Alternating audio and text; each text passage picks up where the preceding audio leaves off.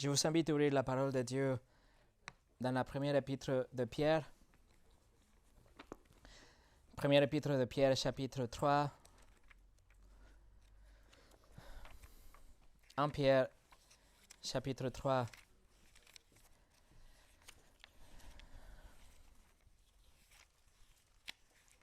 Souffrir pour la justice, c'est un sujet très difficile.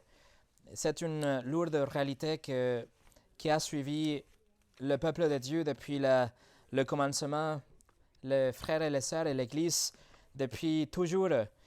Car il est naturel, vraiment, c'est quelque chose d'attendu de se cogner contre l'obscurité. Si vous appartenez à la lumière et si vous n'êtes pas prêt à faire des compromis avec l'obscurité, si vous n'allez pas avoir craindre à la pression que le monde va faire sur vous, si vous ne voulez pas être emballé par le monde, alors il y aura des conflits. Vous allez souffrir pour la justice. Dans l'Ancien Testament, nous avons des exemples comme l'exemple de Moïse, l'exemple de Daniel, l'exemple de Jérémie, d'Ézéchiel. Dans le Nouveau Testament, nous avons virtuellement tous les apôtres qui ont souffert pour la justice. Nous avons Jean le Baptiste, nous avons toute l'Église persécutée, nous avons les exilés auxquels Pierre est en train d'écrire, et bien sûr, nous avons l'exemple du Seigneur Jésus-Christ. Dans l'histoire de l'Église, on a aussi des innombrables exemples de frères et de sœurs qui ne sont pas prosternés devant les Césars, mais qui ont défendu vraiment la vérité de l'Évangile et la doctrine biblique depuis le commencement de l'Église jusqu'à aujourd'hui. Nous avons par exemple John Rogers, qui était brûlé sur le bûcher en 1555, mais quelques moments avant d'allumer le feu, on lui a offert le pardon, aux conditions qu'il renonce la vérité, les croyances bibliques, en condition qu'il s'adhère à l'Église catholique et la doctrine catholique. Et bien sûr, John Rogers a refusé catégoriquement. Il est devenu le tout premier martyr dans une liste de 300 hommes et femmes qui ont été martyrisés au cours de 3 années sous le règne de la reine Marie Tudor, plus connue comme Bloody Mary. Avant John Rogers, nous avons aussi Martin Luther qui était excommunié parce qu'il a refusé de se rétracter sur ses écrits par rapport au salut par la grâce. Nous avons l'exemple aussi de Jean Calvin en 1536. Il était le pasteur dans une église réformée à Genève et seulement 12 ans plus tard, il est expulsé de sa propre église. Et il est expulsé même de la ville de Genève. Pourquoi ? Parce qu'il a refusé d'administrer la Sainte Seine aux familles qui vivaient dans l'immoralité ouverte et l'adultère impénitente. Ils l'ont même menacé avec des épées, mais il a refusé. Il a refusé tout compromis. Il a parti, il a laissé son église, sa ville, son peuple, mais il n'a pas fait de compromis.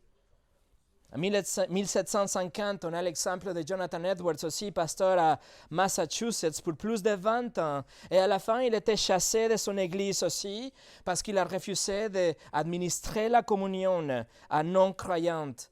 Il était voté et éliminé de son église à 90 votes contre 10. Mais Edwards, il n'a pas laissé que cette intimidation vienne changer sa conviction biblique. Il a resté ferme dans sa conviction qu'il avait aussi.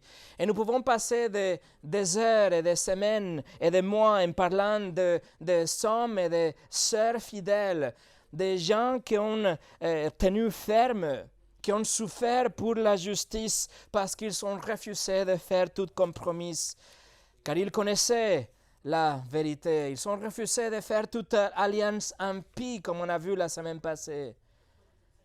En 2021, pasteur canadien James Coates, il était impressionné parce que la province avait décidé que les églises ne devraient se réunir qu'à 15% de leur capacité. Mais pasteur Coates, il a refusé. Pourquoi ? Parce qu'il savait que les Écritures prescrivent le rassemblement des saints.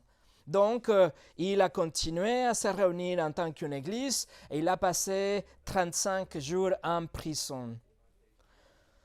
La parole de Dieu a pour but de nous instruire avec la vérité biblique, mais pour que nous soyons prêts à dénoncer l'erreur.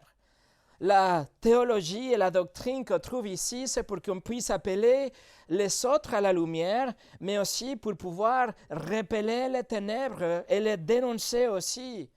Mais pour que quand le temps arrive, on arrive nous-mêmes aussi à rester fermes en sachant que nous allons souffrir pour la justice. La semaine passée, c'est ce qu'on a vu. Dieu, à travers le Saint-Esprit, à travers Pierre, il a dit que quoi qu'il arrive, nous devons être prêts pour souffrir si on va garder la doctrine biblique. Et il a dit que nous sommes bénis. Si notre tour arrive, nous sommes bénis parce que nous allons tenir et garder la doctrine et la vérité de la Bible. Nous ne devons pas avoir peur. Nous ne devons pas nous sentir secoués. Mais on doit tenir ferme, car Dieu déclare que nous sommes bénis, nous sommes en train de soutenir la vérité. Et aujourd'hui, dans notre texte, le Seigneur continuera à nous instruire. Il va nous dire comment nous devons réagir dans ces occasions-là. Si c'est notre tour de souffrir, comment nous devons être cohérents avec l'héritage que nous avons de toute l'histoire de l'Église, de nos frères et nos sœurs qui ont souffert avant nous, qui ont défendu la vérité, qui ont refusé de faire des compromis et être prêts si c'est notre tour pour souffrir pour la justice. C'est ce qu'on va voir aujourd'hui. Mais avant de commencer, on va prier. Seigneur, c'est avec beaucoup de révérence et de crainte qu'on survole ce sujet de la souffrance. Et c'est avec un grand respect pour toute cette histoire de martyrs qui ont passé, qui ont venu avant nous, Seigneur, qu'on contemple la souffrance, que ça peut que ça arrive dans notre vie. Nous ne savons pas dans quel degré ou dans quelle situation, de quelle mesure, mais nous savons, Seigneur, qu'il y a un contraste entre la lumière et les ténèbres. Seigneur, je te en supplie que ce soit à travers ta parole que nous puissions être prêts, que tout nous instruit et nous comble de ton esprit pour pouvoir être prêts si ça arrive dans notre cas. Seigneur, bénis la prédication de ta parole aujourd'hui, même si le sujet n'est pas facile à prêcher ou à entendre. Seigneur, que ta parole sorte en puissance et qu'elle soit reçue avec un cœur ouvert. Au nom de Jésus, Amen. Et le message d'aujourd'hui s'appelle « Soyez toujours prêts ». Et nous allons lire notre texte que c'est 1 Pierre chapitre 3 à partir de verset 13 jusqu'au verset 17. Mais aujourd'hui, on va nous concentrer sur le verset 15 et 17, 15 à 17. Donc 1 Pierre 3, verset 13 au 17. « Et qui vous maltraitera si vous êtes zélés pour le bien ? D'ailleurs, même si vous souffriez pour la justice, vous seriez heureux. N'ayez d'eux aucune crainte, ne soyez pas troublés, mais sanctifiez dans vos cœurs Christ le Seigneur, étant toujours prêts à vous défendre avec douceur et respect devant quiconque vous demande raison de l'espérance qui est en vous, et ayant une bonne conscience, afin que là où ils vous calomnient comme si vous étiez des malfaiteurs, ceux qui décrivent votre bonne conduite en Christ soient couverts de confusion, car il vaut mieux souffrir, si telle est la volonté de Dieu, en faisant le bien qu'en faisant le mal. Regardons ces versets sous 4 rubriques qui sont vraiment les 4 actions qu'on trouve dans ces passages. Nous avons premièrement sanctifié Christ le Seigneur. Numéro 2, nous avons soyez toujours prêts. Numéro 3, ayez une bonne conscience. Et numéro 4, souffrez en faisant le bien. Souffrez en faisant le bien. Donc on commence avec la première action, le premier verbe, sanctifier Christ le Seigneur. Dans le verset 15, la première partie, Pierre écrit, mais sanctifiez dans vos cœurs Christ le Seigneur. Pierre oppose, il y a un contraste entre ce que nous avons vu la semaine passée, les versets 13 et 14, que nous devrions nous concentrer pour être scellés dans des bonnes œuvres. Et il a dit qu'en général, le monde ne va pas chercher à nous faire du mal pour cela, en général. Mais si c'est le cas que c'est notre tour de souffrir pour la justice, nous sommes bénis. Et à partir de Ésaïe chapitre 8, il nous a déjà encouragés à ne pas craindre l'intimidation du monde et refuser de faire des alliances impies avec les autres, avec ceux qui vous menacent et vous pressent pour faire des compromis. Pierre dit ici, ne fais pas ça. En lieu de ça, sanctifiez dans vos cœurs Christ le Seigneur. C'est la prescription ici. En lieu d'avoir peur, en lieu de faire des compromis, sanctifiez dans vos cœurs Christ le Seigneur. Et ça, ce n'est pas évident, mais il s'agit aussi d'une citation, ou une référence plutôt à Ésaïe chapitre 8 qu'on a vu la semaine passée. Écoutez ce que Ésaïe 8, verset 13 dit. « C'est l'Éternel des armées que vous devez sanctifier. C'est lui que vous devez craindre et redouter. » Le prophète Ésaïe écrit qu'il y a seulement un seul, qu'il y a un seul Dieu qui est le Saint. On vient de chanter, il est Saint, Saint, Saint. Ésaïe nous dit, c'est Yahweh, l'Éternel, le Seigneur des armées. Et pourtant, le Saint-Esprit inspire Pierre dans ce texte pour remplacer, pour prendre ce texte d'Ésaïe et remplacer le nom divin de Dieu avec le nom de Christ, le nom de Jésus. Cela affirme la divinité de Christ et aussi la haute christologie de Pierre. Il échange le nom l'Éternel ou l'hébreu Yahweh avec Jésus, en disant que c'est seulement lui qu'on doit sanctifier dans nos cœurs. L'idée ici, c'est que, quelle que soit l'attaque dont nous sommes l'objet, quelle que soit la brutalité ou quelle que soit la menace, l'intimidation qui vient chez nous, ce n'est pas à eux qu'on doit avoir peur, ce n'est pas à eux qu'on doit craindre, ce n'est pas à eux qu'on doit obéir, on doit se soumettre, mais c'est au Seigneur Jésus et seulement lui qu'on va sanctifier dans notre cœur. Pierre instruit ici qu'on doit sanctifier et il écrit dans l'impératif, c'est un ordre. Et le mot qu'il utilise, c'est le même mot que le Seigneur Jésus utilise dans la prière de Matthieu chapitre 6, verset 9. Jésus dit, « Voici donc comment vous devez prier. Notre Père qui est aux cieux, que ton nom soit sanctifié. » La même chose. Ça veut dire qu'on doit déclarer que c'est le Seigneur Jésus qui est saint.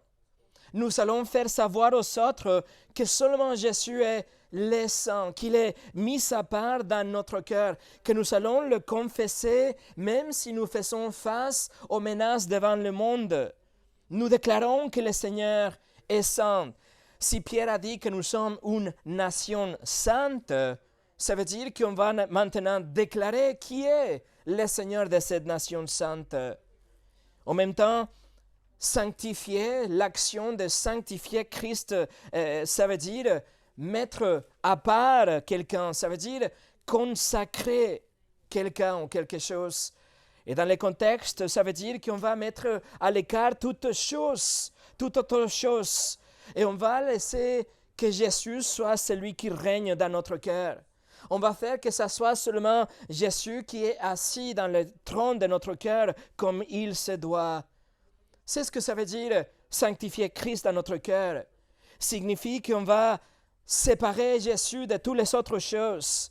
On va séparer le Seigneur Jésus de toute autre forme d'autorité. Ça va être seulement lui, notre seule forme de provision. On va nous séparer le Seigneur Jésus de toute autre forme d'évasion. Ça va être seulement lui, notre juge et notre roi, quoi que soit la circonstance. On va déclarer, on va vivre comme si c'est seulement Jésus le seul souverain de notre cœur, le seul roi qui règne dans le trône de notre cœur. Nous sommes en train d'être persécutés, nous sommes en train de souffrir pour la justice, mais vous savez quoi? Nous ne vénérons que lui. Nous allons continuer à louer que lui. Nous allons vouloir lui plaire seulement à lui seul. On a sanctifié le Seigneur dans notre cœur, Christ comme notre Seigneur. Donc, peu importe ce dont le monde me menace, peu importe ce qu'ils viennent dire, peu importe ce qu'ils veulent que je fasse pour faire des compromis, je vais continuer à sanctifier le Seigneur. Je vais continuer à dire que rien d'autre a d'importance, que j'adore le Seigneur Jésus dans mon cœur, que je l'exalte, que je le magnifie, qu'il est ma priorité. Même si le monde est contre moi, je vais jurer mon alliance avec lui. Je vais dire que je vais vivre pour lui, que seulement lui mon roi, qu'il n'y a aucun autre roi dans mon cœur. C'est ça, sanctifier le Seigneur dans mon cœur. Ça veut dire que s'il est le Seigneur de mon cœur, je ne veux pas faire aucun compromis. Je n'aurai pas peur. Je vais rester fidèle jusqu'à la fin. C'est lui mon Seigneur. Voilà l'essence de cet impératif. Et c'est pour ça que Pierre nous écrit ça. Parce que c'est le moyen pour pouvoir traverser la persécution et la souffrance en sachant que c'est le Seigneur, le seul souverain de votre vie. Le psaume 118, versets 6 et 7 nous dit « L'Éternel est pour moi, je ne crains rien. Que peuvent me faire des hommes? L'Éternel est mon secours et je me réjouis à la vue de mes ennemis. » Si le Seigneur est pour moi, qui est contre moi, n'est-ce pas? Et c'est ce que Pierre veut que nous fassions. Ça, c'est le commandement dans son épître. Il veut que nous ayons une conviction et un engagement profond avec le Seigneur. C'est lui que nous craignons, pas le monde. En fait, la crainte des hommes, dans le verset 14 qu'on a déjà étudié, est contraire à la sanctification de Christ à notre cœur. Autrement dit, nous ne les craignons pas aux hommes, mais nous ne craignons pas le Seigneur. Ça veut dire que je suis OK si je suis déçu par le monde et par les hommes.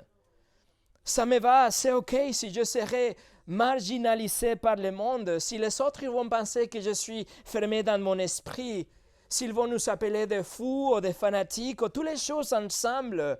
Mais si Christ est le Seigneur de notre cœur, c'est seulement lui qu'on va suivre. C'est ce que Pierre écrit, sanctifiez Christ comme Seigneur dans votre cœur, dans le verset 15. Et comme vous le savez, le cœur, c'est le siège de la volonté, c'est le noyau de la personne, c'est la vraie personne, on va dire, c'est le vrai vous. Donc, Pierre n'appelle pas ici un engagement seulement intellectuel qui va répéter et affirmer les vérités de Jésus, mais c'est vraiment un engagement profond. C'est de vivre, de savoir que c'est le Seigneur, Jésus le Seigneur de ma vie. Il est le Seigneur de notre cœur. Et lorsque les autres, ils viendront et vont essayer de prendre la place dans mon cœur, s'il y a des autres personnes ou des autres choses qui essayent de prendre le trône de mon cœur, alors je ferme le portail et je dis que le roi est déjà là. Que son règne n'est pas limité par le temps comme le règne de tous les royaumes du monde. Que son royaume n'est pas soumis aux élections, que sa majesté est complètement incomparable avec tout ce que le monde peut m'offrir, que le Seigneur ne va pas abdiquer jamais de son trône, qu'il est le Seigneur aujourd'hui, qu'il le fera, il le sera pour toujours. C'est ça, déclarer de l'endroit le plus profond de notre être, avec une conviction vraiment que le Seigneur Jésus est le Seigneur des Seigneurs et le Roi des Rois, qu'il est le souverain sur toutes les choses, par-dessus de toutes les choses, et que si la souffrance nous frappe, ce n'est pas quelque chose qui s'est échappé à la volonté du Seigneur, mais il l'a permis, et donc je la reçois. Je ne cherche pas la souffrance, mais si elle arrive, Jésus-Christ est souverain, et il a permis que la souffrance arrive. Regardez le verset 22 et voyez une vérité. Comment pouvons-nous ne pas lui faire confiance? Le verset 22 nous dit toutes les choses. Nous dit, il, Jésus, est à la droite de Dieu depuis qu'il est allé au ciel et que les anges, les autorités et les puissances lui ont été soumis. Mes amis, toutes les choses sont régnées par le Seigneur Jésus-Christ. Il faut savoir cela. Il faut s'en souvenir de cela. Cela va produire dans nos cœurs un courage et une force et une confiance pour pouvoir traverser les conditions les plus hostiles. C'est ce que Pierre écrit. Sanctifiez dans vos cœurs Christ le Seigneur. Numéro 2. Soyez toujours prêts. Le verset 15 nous dit, « Mais sanctifiez dans vos cœurs Christ, le Seigneur, étant toujours prêt à vous défendre avec douceur et respect devant quiconque vous demande raison de l'espérance qui est en vous. »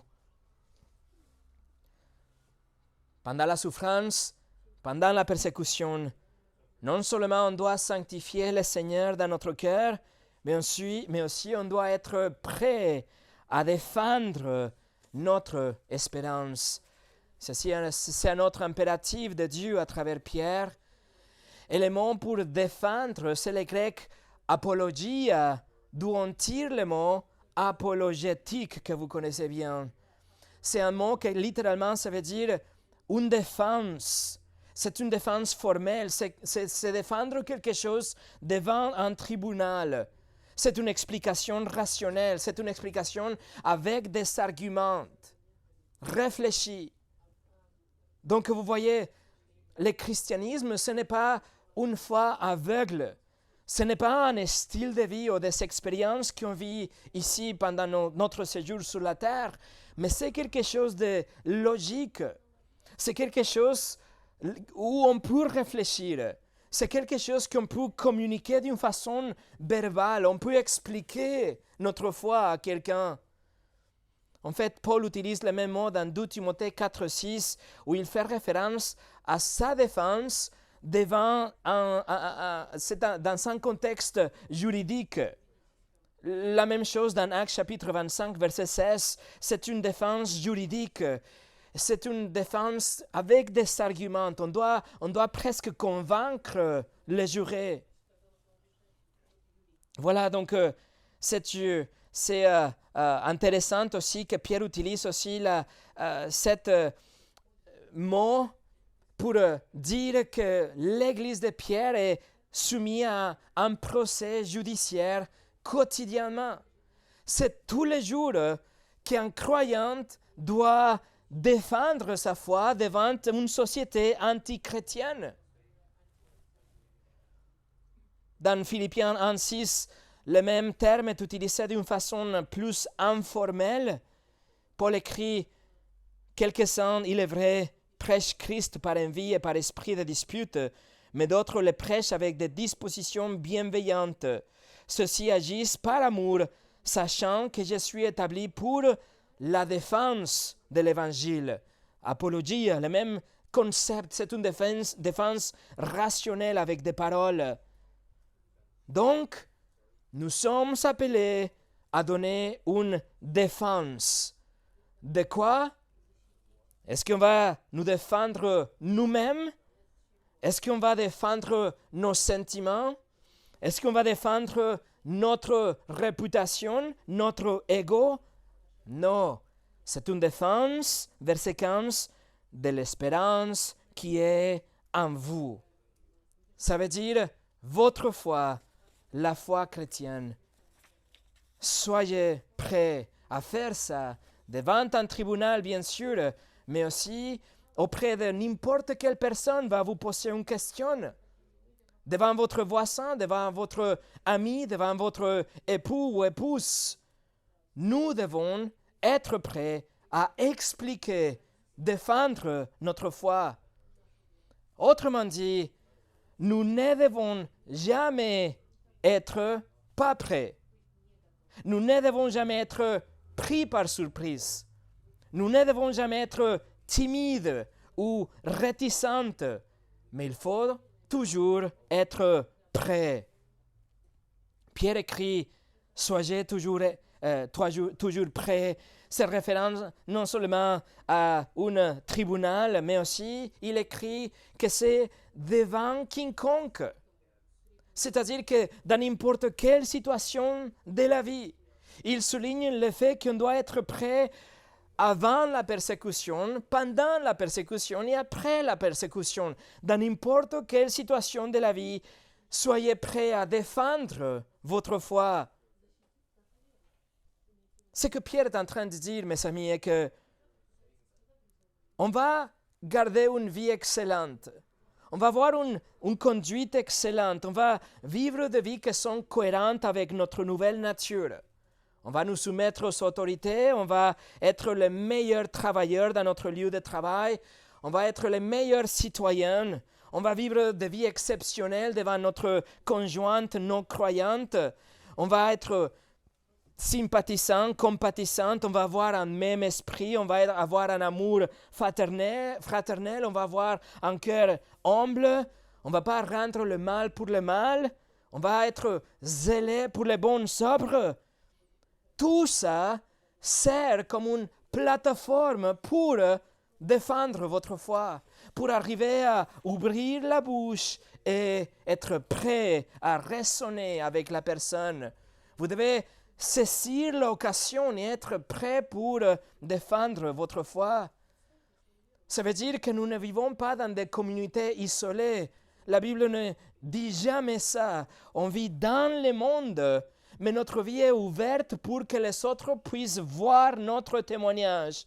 Et on doit ouvrir notre bouche et partager le message de l'Évangile avec tous et toujours. Non seulement nous vivons des vies excellentes, mais aussi nous sommes prêts à présenter la défense de notre foi d'une façon verbale. Et d'ailleurs, cet impératif de Pierre ici, c'est exactement avec le même poids que les autres commandements qu'il nous a déjà donnés. C'est exactement de la même importance que, par exemple, ne rendez pas le mal pour le mal, ou ne rendez pas l'injure pour l'injure. C'est le même l'ensemble en matière de témoignage. C'est pour ça le verset 15, lorsque on nous demande une raison.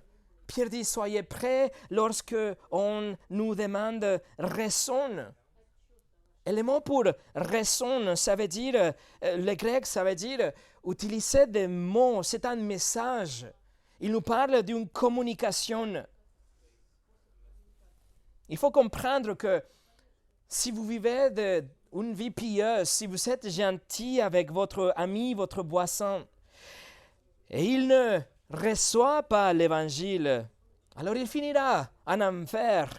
Il va penser, bien sûr, que vous étiez un bon voisin, mais ce dont il a besoin vraiment, c'est de votre message, que vous lui donnez une raison. Une raison, c'est une action, c'est une parole plutôt. Le mot en fait, c'est logos, que vous connaissez. La question peut vous être posée pendant une conversation amicale, ou peut-être que ça serait dans un tribunal, dans un scénario juridique formel, mais dans tous les cas et en tout moment, on doit être prêt à expliquer ce que vous croyez. Et ça, c'est vraiment le carburant de notre foi, de notre vie à travers la souffrance. Si nous croyons vraiment qu'il y a une espérance en nous, c'est-à-dire que nous avons cette espérance du pardon des péchés et la vie éternelle, Ça va être ça, notre carburant qui va nous faire traverser les circonstances hostiles. C'est grâce à cette espérance que nous allons pouvoir traverser la souffrance avec une vie pieuse, une vie chrétienne. Et il faut savoir aussi que notre espérance n'est pas incertaine, mais elle est enracinée dans la fidélité de Dieu. Nous savons bien que sa parole ne change jamais.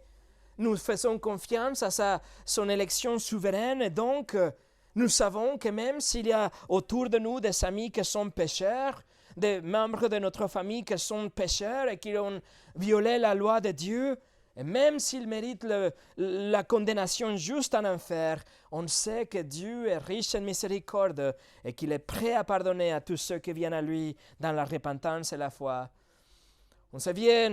On connaît bien l'Évangile, que Jésus a souffert, il est mort à la place du pécheur, et qu'on a cette confiance, cette assurance qu'il a payé pour nos péchés, qu'il est mort vraiment, mais qu'il a ressuscité, et qu'il pardonne à tous ceux qui placent leur confiance à lui. Jésus a épuisé la colère de Dieu, il a ressuscité, il assure aussi une résurrection corporelle à vous et à tous ceux qui ont décédé avec Jésus dans leur cœur, tous ceux qui ont venu avec la repentance et la foi en lui. Mes amis, ça c'est la bonne nouvelle de l'Évangile. Il n'y a rien d'autre plus important que ça, la bonne nouvelle. Et c'est ce que Dieu, qui ne peut pas mentir, a promis. C'est-à-dire qu'il ne faut pas dire « j'espère que quelqu'un ira au paradis ». Il faut savoir, car c'est ce que Dieu a promis. Notre espoir, notre espérance n'est pas hypothétique, mais elle est sûre, elle est réelle comme l'air que nous sommes en train de respirer maintenant. Hébreux 10, 23 nous dit « Retenons fermement la profession de notre espérance, car celui qui a fait la promesse est fidèle. » Dieu ne peut pas mentir, il a promis la vie éternelle à tous ceux qui viennent à lui dans la repentance et la foi. Vous savez la promesse, et c'est ça notre espérance qui nous fera traverser n'importe quelle circonstance. Ça c'est notre espérance qui est inévitablement manifestée dans une vie qui va faire le bien, qui sanctifiera le Seigneur dans notre cœur avec nos actions et dans notre foi. Voilà ce que nous allons faire. C'est pourquoi nous ne plaçons pas notre confiance dans le système d'aujourd'hui ou dans ce monde, dans les systèmes défaillants qui sont autour de nous, mais notre confiance est en Christ et sa justice et son retour. L'espérance d'appartenir au Seigneur Jésus-Christ, le bon berger, et se confier à lui, à son amour souverain, à ses soins et sa protection, même pendant la souffrance et la persécution. Mes amis, voilà la théologie appliquée. C'est comme ça qu'on vit la doctrine qu'on a appris, même si c'est Nero qui est en train de nous persécuter. Mes amis, soyez toujours prêts, le commandement de Pierre, le commandement de Dieu. Révisez les vérités de l'Évangile. Révisez dans vos pensées ce que vous croyez. Révisez la vérité de l'Évangile. Assurez-vous bien que vous comprenez vous-même ce que vous professez. Prêchez à vous-même l'Évangile quotidiennement.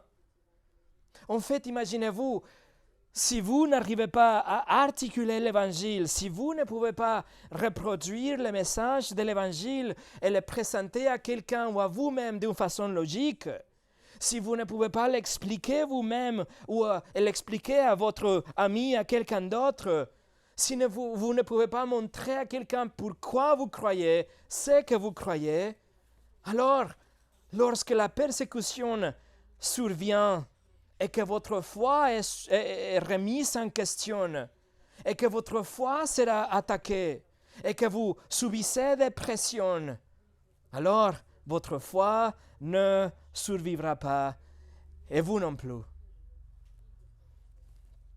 Vous pouvez suivre ici la classe des fondements de la foi, par exemple. Nous vous encourageons à lire votre Bible quotidiennement. On vous encourage à écrire des questions, à poser des questions. Essayez de formuler avec vos propres mots ce que vous avez compris, ce que vous croyez. Et souvenez-vous que la vie que vous menez aujourd'hui, qui est destinée pour attirer les autres à l'Évangile, est destinée pour qu'à la fin de compte, vous arriviez à partager et défendre votre foi. Spurgeon a dit, « Nous voulons des étudiants de la Bible qui soient des chrétiens, des hommes qui non seulement croient à la vérité, mais qui ont de bonnes raisons d'y croire.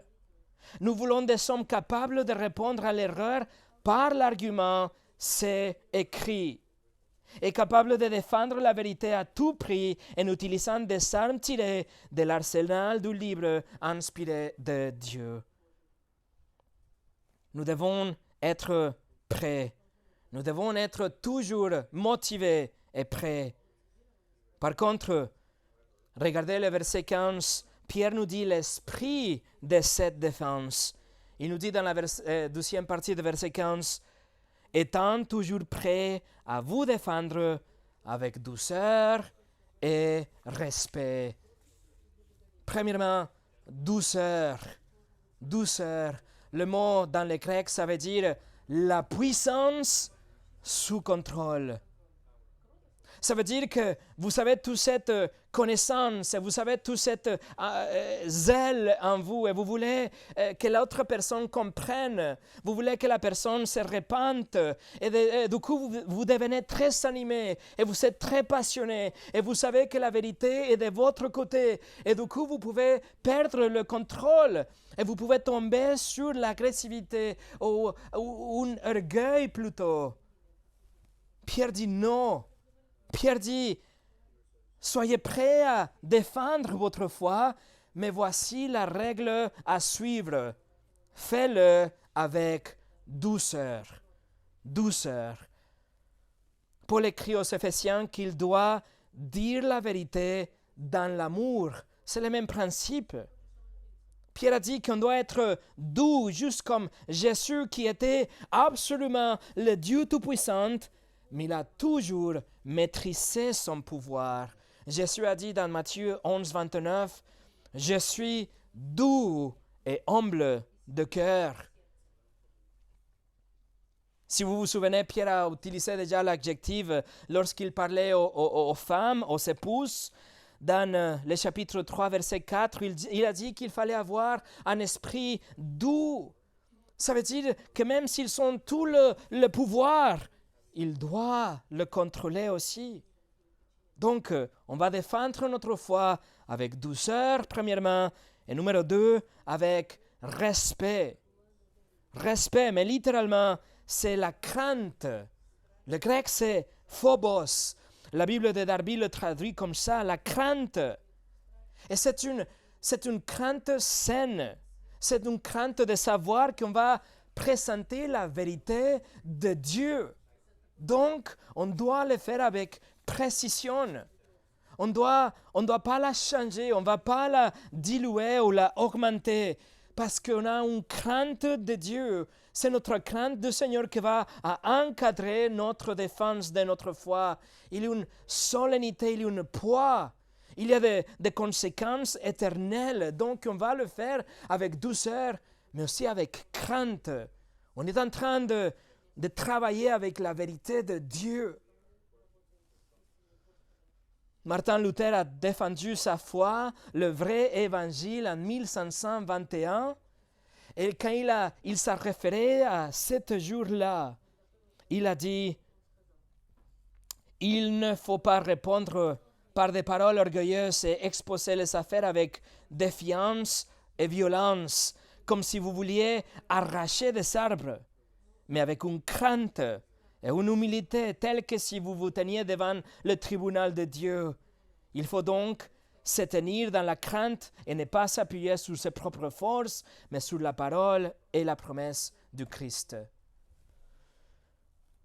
Donc il faut être prêt, mais il faut être prêt avec douceur et la crainte de Dieu.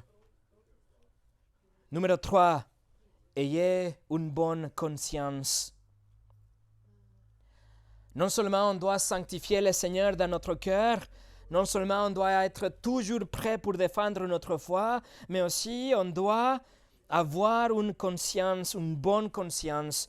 Le verset 16 nous le dit, ayant une bonne conscience. La phrase une bonne conscience, ça veut dire une intégrité personnelle devant Dieu. Notre conscience, c'est une capacité donnée de Dieu pour pouvoir évaluer la qualité de nos actions, pour pouvoir évaluer notre conduite morale. Et Pierre dit, on doit garder une bonne conscience. Il ne faut pas que notre conscience nous accuse. Il ne faut pas que nous soyons accusés par nos propres consciences, car elle sait que nous sommes en train de vivre d'une forme différente de ce que nous professons et nous prêchons. Notre conscience a déjà été purifiée lors de notre salut. Et donc, en général, notre conscience n'est pas contre nous, mais est avec nous. Si notre conscience sait que vous êtes en train de vivre dans le péché, alors votre conscience va vous accuser. Mais si votre conscience sait que vous êtes en train de vivre dans l'obéissance, alors elle va vous rassurer, vous confirmer. Notre conscience a été déjà purifiée de tout notre bagage de notre vie avant Christ.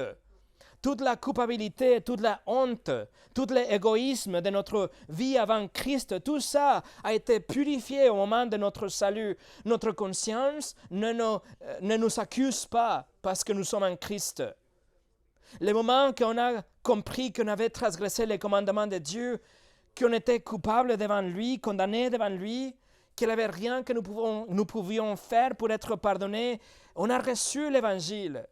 La bonne nouvelle de Dieu qui est riche en miséricorde, qui envoyait Jésus pour payer notre amende, pour vivre la vie qu'on était censé de vivre, pour payer pour la loi que nous avions transgressée. C'est ce moment qu'on a reçu la vérité de l'Évangile, la vérité qu'il est mort pour nous, ressuscité et qu'il est vivant aujourd'hui, qu'on a eu la repentance de nos péchés, qu'on a placé notre confiance en Jésus. Dieu nous a donné une nouvelle vie, un nouveau cœur, le Saint-Esprit et une conscience propre, claire, une bonne conscience, indépendamment de tout ce que nous avions fait auparavant. Nous avons aujourd'hui une bonne conscience et Paul écrit à Timothée que nous devons garder une bonne conscience et pour le faire, on doit nous exposer à la parole de Dieu, à l'enseignement de la parole de Dieu, à la soumission à la parole de Dieu, l'obéissance à l'égard de la parole de Dieu. En Timothée 1,5, Paul écrit, le but de cette recommandation, en parlant de la prédication et l'étude de la parole, c'est un amour venant du cœur pur, d'une bonne conscience et d'une foi sincère. Donc, alors que nous suivons la volonté du Seigneur et nous sommes en train de grandir dans la sanctification et la sainteté dans notre vie, notre conscience est en train d'être renouvelée et notre conscience est gardée pure et gardée propre. Si elle est propre, si elle est pure, alors elle sait que tout va bien. Notre conscience ne nous condamne pas. Elle ne vous culpabilise parce que vous êtes en train de suivre la volonté du Seigneur. Et si vous allez présenter une défense de votre foi, alors votre conscience va vous aider parce que votre vie est cohérente avec ce que vous confessez, que vous professez. Vous n'êtes pas un hypocrite. Votre conscience est tranquille. Votre conscience est claire avec vous. Mais l'opposé, c'est que vous avez des péchés dans votre vie. Et lorsque vous présentez l'Évangile, là, votre conscience vous accuse. Elle vous dit que vous êtes en train de vivre une double vie, que vous êtes coupable car vous prêchez une chose, mais vous vivez d'une autre façon. Vous êtes en train d'abuser la grâce de Dieu et votre conscience déclare hypocrite. Donc une conscience qui est comme ça, Une conscience qui est souillée ne peut pas résister aux attaques de l'hostilité. Mais si votre conscience est claire et propre, alors vous pouvez vous tenir debout pour défendre votre foi, coûte quoi que coûte. Donc, en menant une vie pieuse, cela va produire une bonne conscience et cela va être une force pour l'évangélisation aussi. Regardez le verset 16. Il y a une raison pour la bonne conscience. Ayant une bonne conscience, afin que, là même où ils vous calomnient comme si vous étiez des malfaiteurs, ceux qui décrivent votre bonne conduite en Christ soient couverts de confusion. Ceux qui vous calomnient, ceux qui parlent mal de chrétiens seront couverts de honte, car il se révélera que ces accusations sont de fausses accusations. Et Pierre utilise un mot très curieux ici, traduit comme calomnie. C'est un mot qui est onomatopéique, ça veut dire qu'il ressemble à sa signification. Littéralement, le mot derrière, c'est selon le babillage ou selon le bla bla bla, selon le n'importe quoi qu'ils vont dire. Les non-croyants, ils porteront des accusations qui sont fausses contre vous. Et n'importe quel bla bla bla, ils vont vous accuser, ils vont vous abuser verbalement, tant que votre vie est consistante et cohérente avec les messages que vous prêchez, ils seront confondus, le verset 16 nous le dit. Ils peuvent vous accuser de n'importe quoi, mais gardez votre vie pure. Et regardez ce que dérange les non-croyantes, et ce que fait qu'ils vous dénigrent, et qu'ils vous menacent, et qu'ils vous maltraitent, c'est votre bonne conduite en Christ. Verset 16, la dernière partie. Ce n'est pas qu'ils sont contre les bonnes actions, c'est qu'ils soient faits au nom de Christ. C'est le fait que vous êtes un chrétien qui le dérange. Et pourtant, il faut vivre ainsi. Telle est l'exhortation. Il faut vivre ainsi et il faut déclarer que c'est en Christ et pour Christ que nous vivons comme nous vivons aujourd'hui. Et ceci est le 6e et le dernier commandement, la dernière fois dans cet épître que Pierre va parler de ça, que votre vie soit cohérente avec votre identité. Et cela fera que votre conscience soit propre et que tous ceux qui vont vous accuser, ils vont rester dans la honte. Ils resteront dans la honte, soit dans cette vie, soit dans la suivante. Mais ils resteront dans la honte. Et pour finir, numéro 4, souffrez pour faire le bien. Verset 17. Car il vaut mieux souffrir, si telle est la volonté de Dieu, en faisant le bien qu'en faisant le mal. Pierre présente le lecteur avec 12 options. Premièrement, souffrir pour faire ce qui est bien. Si Dieu le permet, il dit, et le résultat sera une récompense éternelle. Ou deuxièmement, souffrir pour faire ce qui est mauvais. Et si Dieu le permet, vous allez souffrir, vous allez subir le résultat de la discipline et le châtiment de Dieu. La dernière fois, on a regardé le verset 13 où Pierre fait référence à la improbabilité de subir un préjudice pour faire le bien si nous sommes zélés pour faire les bonnes œuvres. Mais ici, dans le verset 17, Pierre dit « Si telle est la volonté de Dieu », c'est-à-dire que c'est possible. Si Dieu le veut, que c'était le cas dans l'église de Pierre, et c'était le cas dans d'innombrables frères et sœurs à travers l'histoire de l'église, si Dieu le veut, c'est possible, mes amis. Nous ne cherchons pas la souffrance, comme on a déjà dit. Nous ne sommes impatients pour souffrir. En fait, nous prions pour être épargnés de la souffrance, selon Matthieu chapitre 6. Nous ne voulons pas souffrir, mais on doit être prêt. Luther a dit, continuez dans la foi et l'amour, et si la croix vient, prenez-la. Mais si elle ne vient pas, ne le cherchez pas.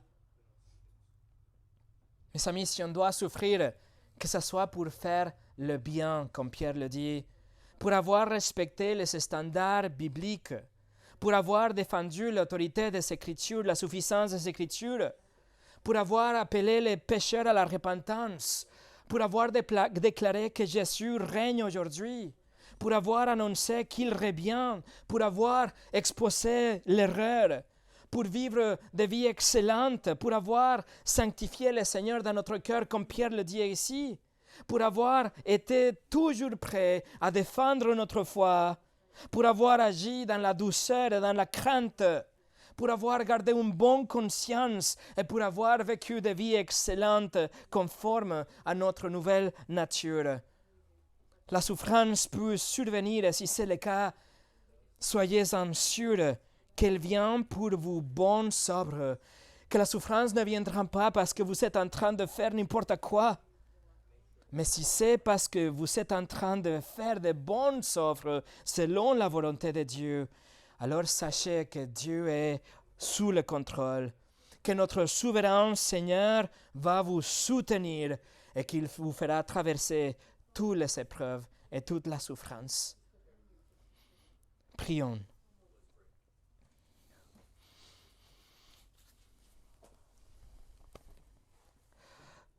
Seigneur, nous ne cherchons pas la souffrance, mais si elle vient, Seigneur, sois avec nous comme tu l'as déjà promis. Seigneur, aide-nous à être toujours prêts à donner une défense à notre foi, à n'avoir pas honte d'ouvrir la bouche et partager notre foi, à être préparés à le faire, à avoir une envie de le faire, mais surtout de le faire avec douceur et la crainte du Seigneur. Que ce soit aujourd'hui, pendant notre temps de liberté dans ces pays et dans le monde, que ce soit demain, quand la persécution arrivera, que nous soyons toujours prêts et que nous ne fassions pas de compromis, aucun compromis, Seigneur, mais qu'on reste toujours fidèle à ta parole comme tu as été toujours fidèle avec nous. Et que si un jour on doit souffrir pour toi, ce soit parce que tu as déjà souffert pour nous. Au nom de Jésus. Amen.